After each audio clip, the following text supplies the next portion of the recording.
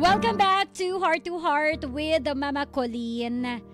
At this point, meron tayong makakausap sa kabilang linya. Ano nga ba ang kanyang kwento? Ito fresh na fresh po ang kanyang kwento, ang kanyang pinagdadaanan. Atin na po siyang kilalanin. Itago po natin siya sa pangalang Raymond. Magandang tanghali, Raymond! Hello po. Hi, Raymond! Kumusta ka? Okay naman po. Okay naman po. Parang di naman okay yung boses mo, paiyak na. Raymond, nabanggit mo sa akin kanina, pinagdadaanan mo, fresh na fresh pa, kahapon lang, Opo. tama? Opo. Kwento mo naman sa akin, ano ang pinagdadaanan ni Raymond? 10 years po kasi kami ng live-in partner ko. Magpapakasal na kami. May baby kami. Oh, Dalawa. okay. Then, girlfriend ko siya high school hanggang college. Then, ayun ho, naging maayos naman yung pagsasama namin. Tapos, para maayos, masayang pamilya, talagang Kaso, nagsara po yung business ko. Then, siya na lang yung nag-work. Then, parang nag-sideline po siya sa isang parang company na model. Ako po yung nag-push sa kanya. Ako yung nagtulak sa kanya doon hanggat may nakilala siya. Then ayun, nakilala niya. Nakita niya yung mga pagkukulang ko na wala doon na meron yung lalaki. Nanliligaw sa kanya, sinasabi niya sa akin. Kasi foreigner. Tapos parang okay lang sa akin kasi alam ko mahal niya ako. Nag-chat sa kanya, nagbibigay ng flower, sa work lang naman yun. Pinag-usapan naman namin na hanggang doon lang. Then, nung last 3 weeks, ayos naman kami. Nakakaipon na kami. Kakachat ko lang sa kanya. Bibili na kami ng bahay, kotse. Malapit na kasi nagbabayan sila ko. Then yun, yung time na umuwi siya, inatid ko. Wala ko pa alam, kaya ko normal night. Sabi ko, kain tayo. Sabi niya, busog ako. Yung pala, nung bago siya pumasok ng work, nung pagkasundo ko sa kanya, nagkita pala sila. Then, natulog kami. Parang nag-sound siya sa TV namin ng kay Post Malone na parang maghiwalay na tungkol sa kanta. Parang circle, yung parang break the loop, parang paikot-ikot na lang kasi kami, nag-aaway kami parate. Nasasaktan ko siya minsan. Tapos, nasasaktan niya rin ako. Masyado na akong siloso. Tapos siguro, parehas kami nagkamali. Tinolerate kasi namin yung mga bagay na akala namin okay lang, na maliit na bagay. Tinolerate na ako sa pagiging high blood ko. Parati ko siyang parang nahahawakan sa leeg. Ganyan. Tapos, ayun, pagkagising ko na lang, hindi niya dinilit. Naka-ready na yung birth certificate niya. Yun pala, pag-aaralin na pala siya nung lalaki. Tapos, ready na pala siya noon. Kaya pala nag-play siya sa TV ng song na mga bago kami matulog. Tapos biglang pagkagising ko, nag-away kami. Akala ko uuwi lang sa kanila. Dinala yung anak ko. Pagkatapos nung di na nagpakita. Nag-aaral yung anak ko dito. Sobrang normal kami. Sobrang okay na okay yung buhay namin. Hindi ko ini-expect kasi personal yung ginawa yung pag-alis. Kaya siguro, napuno na siya sa akin. Tapos kasama pa yung sulsol ng mga kaibigan, ng mga single mom. Kinulsulan siya. Hindi niya alam, kaya ko pa magbago. Tapos yun, nawala siya, ilang linggo. Hinahanap-hanap ko siya saan, lahat. Kasi lahat ng mga text mo, alam ko dahil napaka-loyal niya. Alam ko yung saan yung saan sila, saan nakatambay. Hinanap ko bawat MOA, Roas Boulevard, lahat, buong BGC, kung gimmick sila. Hanggat wala na akong maisip, sobrang tuyot na yung utak ko, hindi ako nakakatulog. Pinupuntahan ako ng mga pare dito sa bahay, pastor, kasi hindi ko matanggap. Then yun, nagkalakas ako ng loob, hinanap ko isa-isa sa mga kondo. Pinuntahan ko lahat ng kondo sa Maynila. Tinanong ko yung pangalan ng lalaki. Sumakto yung bandang alas 4 na, napuntahan ko yung kondo. Nagpanggap akong gumagawa ng cellphone, napaakyat ako. Pagka-akyat ko, nakita ko sila. Tapos pinapaalis ako ng asawa ko. Umalis ka na. Umalis ka. Paano to nakapasok dito? Umalis ka na. Hindi man lang niya siya, nakipag-break muna. O pinausap niya ako, sobra ka na kasi. Gusto ko na kumawala. O pumunta tayo sa barangay, pumunta tayo sa pulis. Grabe ka dyan. Grabe, sumama ka sa akin. Magbagong buhay tayo. Magprobinsya tayo. Kaso yun, nasulsulan na. Inopen niya na pala may anak siya doon. Lahat. Hanggat ako lahat, naging masama. Kinuha yung anak ko. Kinuha lahat. Ngayon yung bahay, parang hindi na bahay. Ayun lang ho. Hanggang ngayon din siya nagpakita. Kasi alam, namit niya na yung parents. Magkamit-mit na. Anak ko, minit na. Binigyan na sila kung ano-ano. Wala naman sa akin yun. Pero nagasaktan ako kasi ako dapat yun. Kakasal na nga po kami. Tapos, dami namin pangarap. Ako bumubuo yung pala. Sa siya, lumalamig na. Umahanap lang si Ranjepo siguro. Kasi anniversary namin, pang 4 na araw niyang nawawala. Sinabi ko, umuwi ka na. Hindi ako sanay. Hindi ako makatulog, hindi ako makakain. First time lang ginawa to. Tapos yun, hinanap ko na siya lahat. Nakita ko siya. Walang ka-reaction yung mukha. Parang wala yung tension sa pinagsamahan namin. Parang wala lang. Parang basura ako nung nakita niya. Hindi ko matanggap kasi kahit maging magulo, siguro yun yung pinili niyang way para hindi na kami mag-away, hindi na kami magtalo. Pero hindi ko matanggap. Hindi niya ako napili nung time na yun. Wala pang 1 taon niya nakilala yun, 1 buwan lang. Sabi niya, wala yan, manliligaw lang yan. Pangit-pangit niya. Tapos yun, sila na nagkatuluyan. Sila na yung mag-asawa, sila na yung mag-living. Masama nun, kausap kami nung nakikipag-usap doon. Tapos tinuluyan niya para maka-exit lang sa akin. Alam ko may pagkakamali ako kasi tinolerate ko. Naging tinawakan ko siya sa leeg. Pero napag-uusapan naman lahat eh. Hindi lang naman ako yung nasusunod eh. Siya rin naman eh. Give and take kami. Pero yung pagpapalit niya, biglaan may anak kami. Wala naman ako ginagawa. Nagbebenta lang ako. Ginagawa ko lahat. Kakachat ko lang siya. Kaya pala nung araw na gabing nag-iwalay kami, nagpunta sila. Nawisikan ko yung mata ko ng chemical. Sobrang sakit. Sinat ko siya. Sabi ko,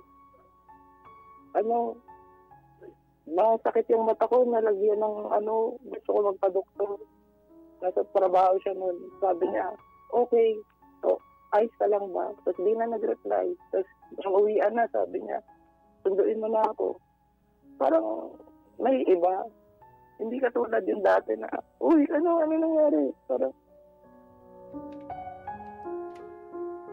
tawagan uli natin si Raymond. Hi! 3 straight to. in a row. 3 araw, puro lalaki, ganito yung problema. Ano nang nangyayari, girls? Nasaan na yung bandera natin? Ba't parang bumababa?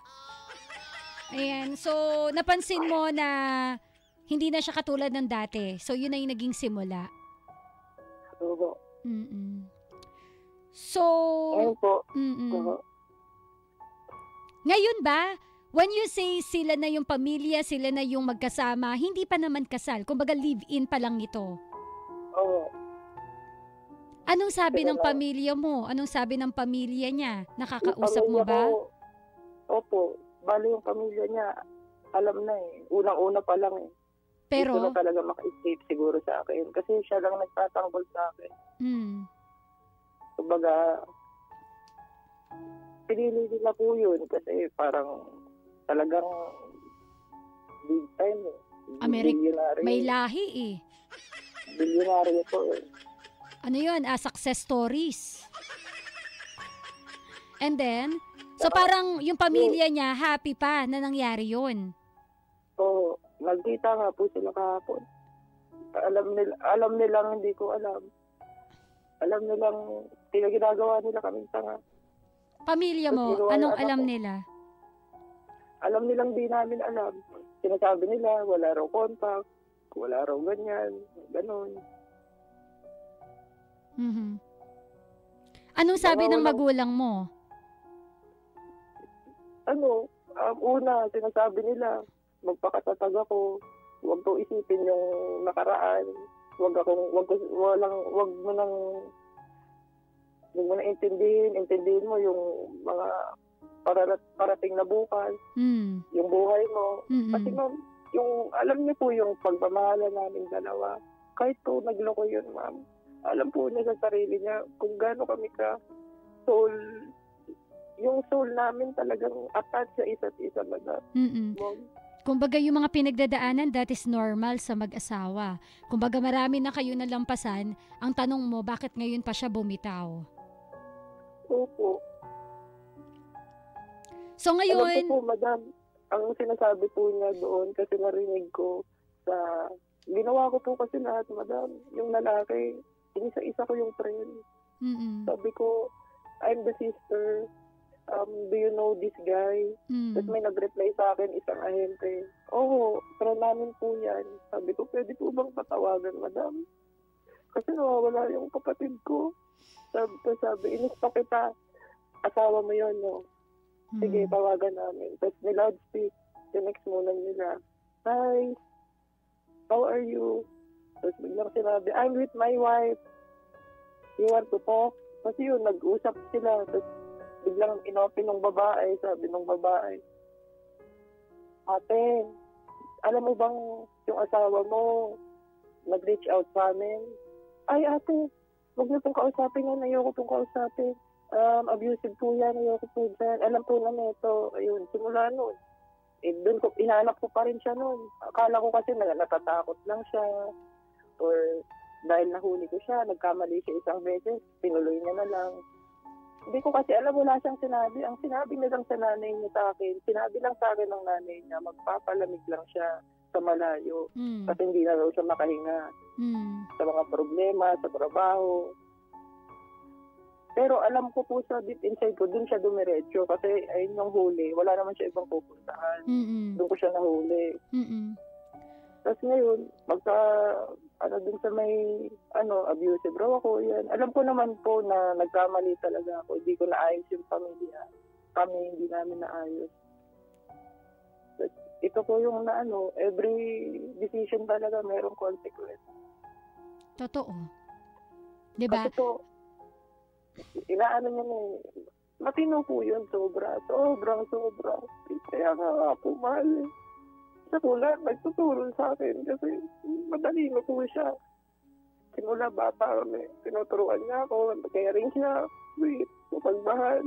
Ako lang, never nag-like, never nag-chat, never Sobrang tingin ko po sa kanya. Kaya ngayon, parang nasanay ako na ako yung kailangan niya. Nasanay po ako na hindi siya gagawa ng ganun. Kahit saang aspeto, saang lugar, hindi niya gagawin yun. So, yan. Ito na. First time. Sumama sa iba. Totoo na. Binigyan na ako ng restriction order. Bawal na raw ako pumunta sa harap ng unit niya. Nagka-unit siya. Okay. Raymond. Wala po ako magawa. So, Raymond, ang nangyari, ito yung bagay na akala mo hindi darating pero dumating. 'Di ba? And ito yung siguro, ang dami naming, habang nakikinig ako sa'yo, ang dami-daming lessons na nagpa-pop up na sa utak ko ngayon, na marami ring matututunan yung mga listeners natin ng dahil sa kwento mo.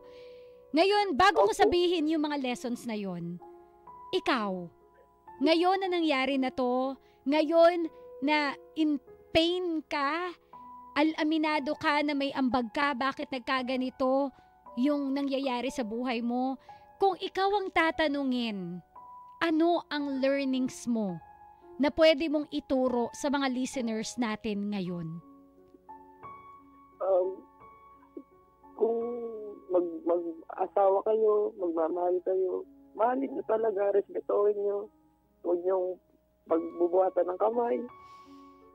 Kasi kahit gaano kayo kamahal ng babae, kahit gaano kayo kinirespeto, once na magising yan, na kahit wala isang araw, kahit wala kang ginagawa, kung kailan magbabago ka, kung kailan sila na yung kahinaan mo, doon sila gagawa ng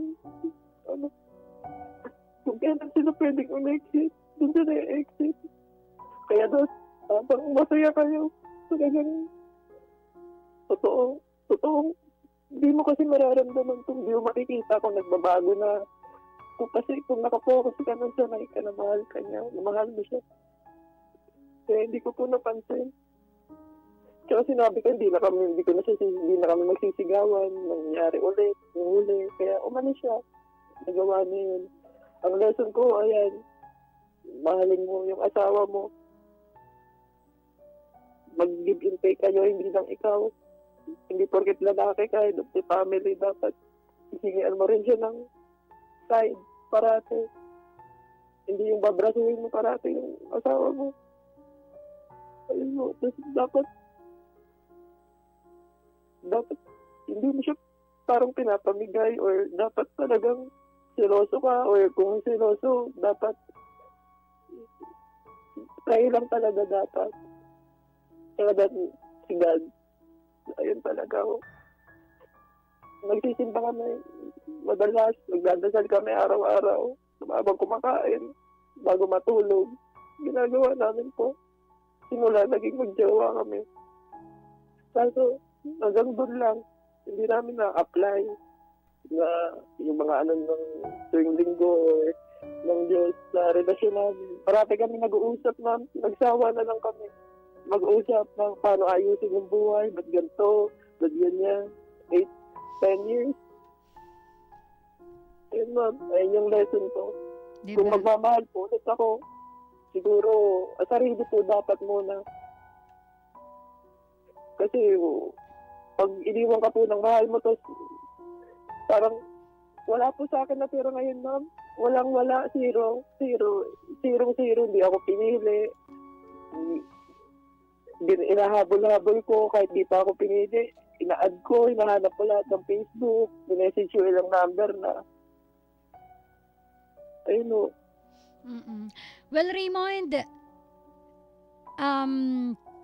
meron ka bang gusto pang itanong kay Mama Colleen? Kasi sa naririnig ko naman, alam mo kung ano yung nangyari, alam mo kung ano yung naging ambag mo, and ito yung naging consequences ng mga naging decision mo noon. You realized ano yung mali mo. And again, hindi ko rin masisisi si girl eh. Hindi dahil babae ako hindi dahil sa kakampihan ko siya. Hindi mo siya masisisi kasi may mga factors bakit nag-come up siya with that kind of decision. Ikaw na rin ang nagsabi kanina na kapag ka ang babae nagising, Sa katotohanan, kapag ang babae nauntog na, natanggal na yung helmet, talagang magwa-walk out na yan ng tuluyan. Totoo rin naman talaga yon. 'Di ba? It came from you. You realize na may mali ka, you realize na naging factors yung mga ginawa mong desisyon, kaya bumigay na siya. Nakahanap siya ng masasandalan. Ito yung sinasabi ko, 'di ba, Raymond? It's not the quantity. Wala talaga yan kung gaano kayo katagal nagsama. It's in the quality. Kung nakita niya yung magiging quality ng buhay niya mas magiging maganda dito kay may lahi, wala tayong magagawa. Kung naiparamdam, kahit 8 months pa lang sila, pero naiparamdam ni may lahi na mas makakapagbigay siya ng better life, wala tayong magagawa, 'di ba? Hindi natin mailalaban yung 10 years tayo eh. Dapat hindi mo basta-basta tinapon yung 10 years, 'di ba? Hindi mo siya masisisi. Ang dami po namin pinagdaanan, ma'am, simula bata pa lang kami. Lahat ng mga pagsubok na wala kaming masakyan, wala kaming motor, agad nakakuha na kami lahat. Yun nga Raymond, ang problema, tumanda kayo, pero ano ba yung nagbago?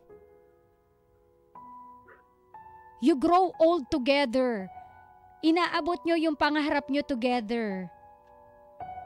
Pero may nagbago ba talaga? O baka you grow old to grow apart. Ganun yung naging pinuntahan ninyo. Yun yung nakakalungkot eh.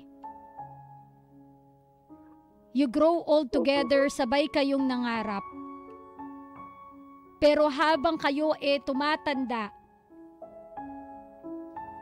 yung pala yung magiging rason para mas lalo kayong, alam mo yan, kasi ito yung problema minsan, dumarating kasi tayo sa punto na nagiging complacent tayo. Tama mali, Raymond? Diba? Masyado tayong complacent na parang, matagal na kami, 10 years na kami, hindi na kami maghihiwalay. Kaya ikaw, kumakalma ka na lang. Ito yung reminder to everyone. Teka lang tatawagan kita ulit, Raymond Mapuputol uli Alam mo, etong kwento po ni Raymond is actually a big reminder to all of us na wala po talaga yan sa tagal ng inyong relasyon. Kahit sabihin mo na 10 years na kayo together, lagi mong itatrato yan na parang lagi kayong bago. 'Di ba? Kahit sabihin mo na 10 years na kayo together, kung dati nililigawan mo siya, ligawan mo pa rin siya kahit 1 dekada na ang nakalipas. Hindi yung parang parang sinasabi ko lang sa mga ka-winner natin na again, this will be a lesson to us na wag tayo maging complacent. Na parang dahil 10 years na kayo, yung dati mong routine na ginagawa nung bago-bago pa lang kayo, aalisin mo na dahil kampante ka na okay na kayo. Kasi there is no assurance of forever talaga. 'Di ba? Lalo na kung pinapabayaan mo nang hindi mo alam, subconsciously napapabayaan mo na pala yung partner mo. Tama, mali? Tama po. So ngayon, Raymond, narinig ko, you learned a lot from this experience. Masakit pa rin kasi presko Hindi mo pa rin matanggap, lalo may anak kayo, may bata. Biglaan po. Hindi ko alam kung kailan nagbabago na ako or ginagawa ko po yung best ko. Yun nga Yun yung sinasabi nga lagi na marirealize mo lang kung kailan huli na ang lahat. Magsisisi ka kung kailan nangyari na. May kasalanan din po ba siya? May kasalanan din siya. May kasalanan din siya. Pero aminado ka na may kasalanan ka. Opo. Kasi sabi mo nga, napabayaan mo. Sabi mo nga, nasaktan mo siya. Sorry, pero may mga babae kasi na kapag napagbuhatan na ng kamay, red flag na para sa amin yun. Kasi yung pagbubuhat ng kamay, pwedeng maulit ng maulit hanggang sa nakasanayan, hanggang hindi na mabubura. Yun lang, yung sayo, gustuhin mo mang magbago ngayon, pero sa kanya na-trauma na siya, na hindi mo maaalis sa sarili niya yon na matrauma. I mean, hindi dapat sukuan yung meron kayo. Kasi may anak kayo Hindi dapat sukuan yung 10 years ninyo. Pero again, merong accumulative na reasons and factors kung bakit yan bumigay. Sabi mo nga matalino siya, 'di ba? Ikaw na ang nagsabi matalino siya, ikaw na ang nagsabi may mga bagay siya na itinuro sa iyo para maging ikaw yan ngayon. So hindi naman siguro siya ganun kabobo para bigla niyang bibitawan yung 10 years. So whatever her reason is, I think that is valid. Yun lang. Yun lang. Huli na. Ang gusto ko po maging maayos na yung pakiramdam ko. Gusto ko po makatulog na magawa ko na yung mga dapat kong gawin. Kasi wala po akong magawa. Wala po akong magawa kundi tuwing pumipikit ako, nakikita ko sila. Yung araw na yun, na-trauma rin po ako. So hindi niyo sa akin magpili sa pag-paalis niyo sa akin. Sa dami namin pinagsamahan. That's the hardest part. Siguro... ko na nga siya. Akala ko masasagip ko siya. Akala ko masasagip ko siya sa akin sasama. Tinagalog ko na. Sabi ko, tara na, habang tumakbo na tayo. Pangulang ayaw, hindi doon lang raw siya. Alam mo, darating ka pa sa punto na, yan nga, nagmamakaawa ka. Pero sabi ko nga, 'di ba, mahirap naman na babalikan ka lang ng isang tao dahil naaawa siya sa'yo. So siguro, ngayon, let's just take it one day at a time, Raymond. Siguro, hayaan mo muna. Although, yun lang, kasama ng hayaan mo muna is yung papalayo talaga siya ng papalayo sa'yo. Siguro yung ginawa mong pagmamakaawa, that is enough. Ngayon, ang kailangan mo na lang gawin, magdasal ka na sana bigyan ka pa ng strength ni Lord.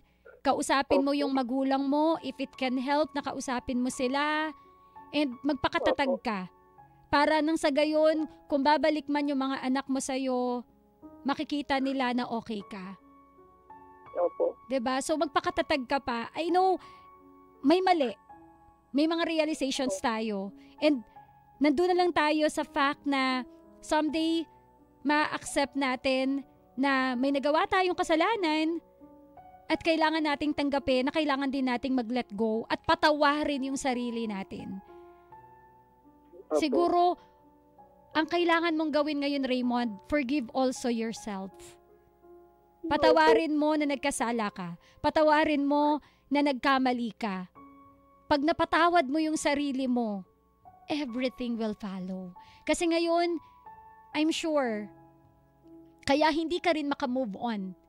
Because ikaw mismo sa sarili mo, hindi mo kayang patawarin yung sarili mo. Tama? Oo. Parati po, dapat dito kaya pa yan. Parati ko nasa isip ngayon. Kaya pa yan, maayos natin to, maayos ko to. Babalik rin yan. Tapos parati yung sinasabihin ng papa ko, ng mga kaibigan ko, huwag ka na mabuhay sa kasi kayo noon. Hindi ka na pinili. Hindi na babalik yan. Anong hiya niya? Mas lalo kayo mag-aaway. Kapag binalikan ka niya. Tama. Mas lalo kayo mag-aaway. Siguro, hindi ko kapaniwala. Tingnan na lang natin ng ganito, Raymond. Yes, you grow old and you grow apart. Pero, things happen for a reason. Pangalawa, ganun talaga. Kung hindi na tayo pinili ng taong pinili nating makasama sana habang buhay, wala Kailangan nating i-let go. Kailangan nating pakawalan na. Kasi tama rin naman yung mga kaibigan mo. Magkabalikan kayo. May lamat na Mabigyan kayo ng isa pang pagkakataon. Sigurado ba talaga na magiging okay? Yun lang. Ang magiging kawawa, yung mga anak. Nandun na yun. So, sa totoo lang, siya lang yung gusto kong makasama. Gusto ko buhay ako. Ayaw nga niya kahit anong kasalanan niya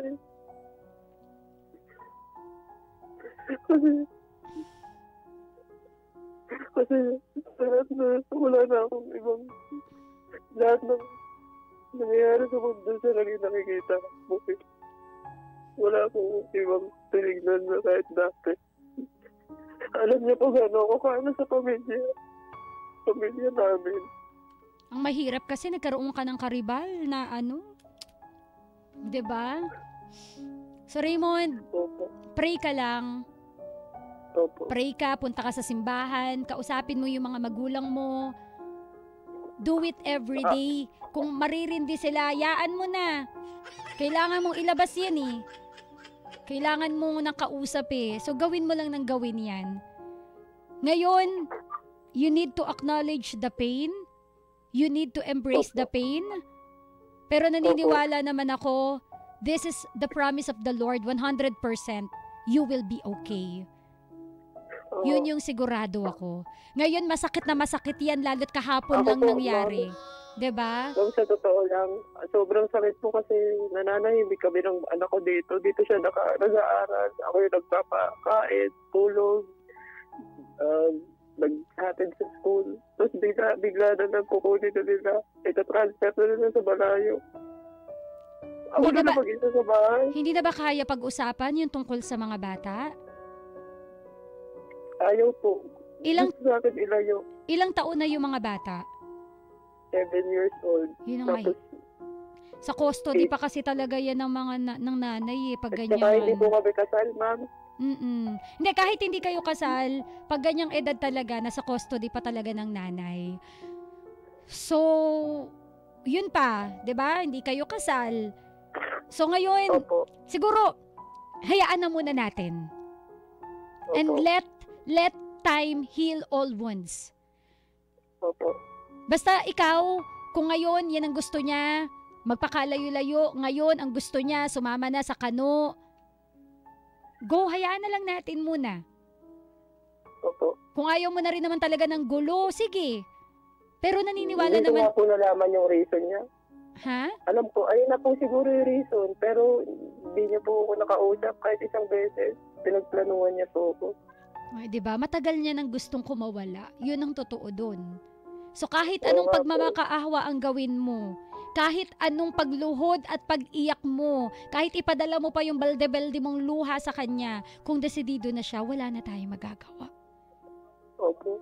The only thing that we can do right now is huwag mawala yung faith at magpakatatag para someday na makita mo uli yung mga anak mo. 'Di ba? Pag nakita mo uli sila,